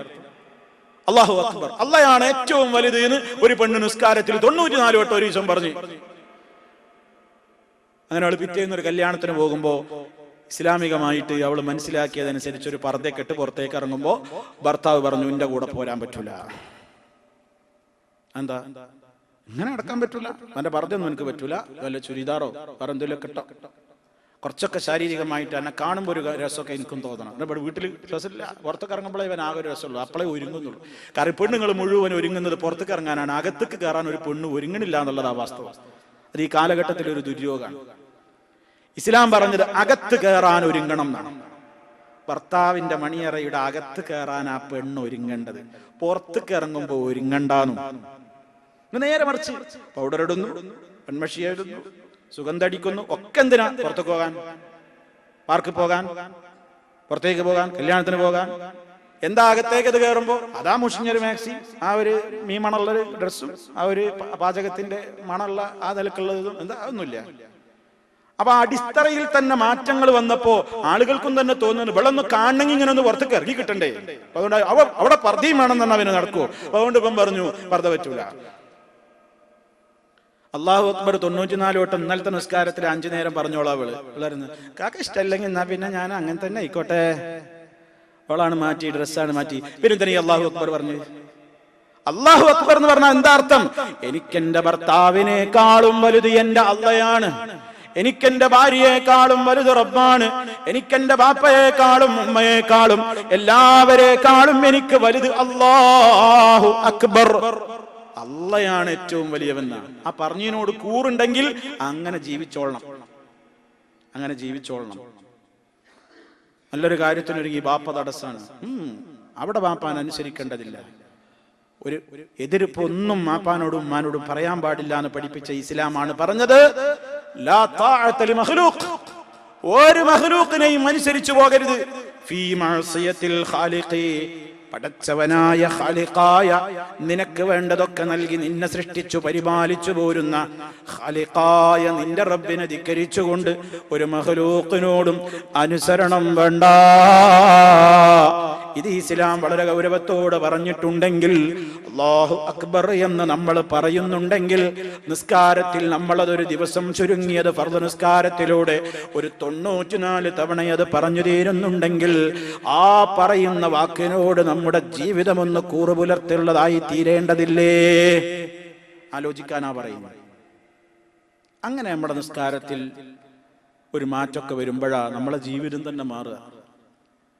അപ്പോഴാണ് പിന്നെ കണ്ണ് വീട്ടില് പ്രദർശിപ്പിച്ച് മക്കളെ ഓഫായി കാണി, വേണ്ട ഓഫായി കാണിന്നല്ല, കുടുംബനാഥൻ പോയിട്ട് എടുത്ത് ഒഴിവാക്കണം.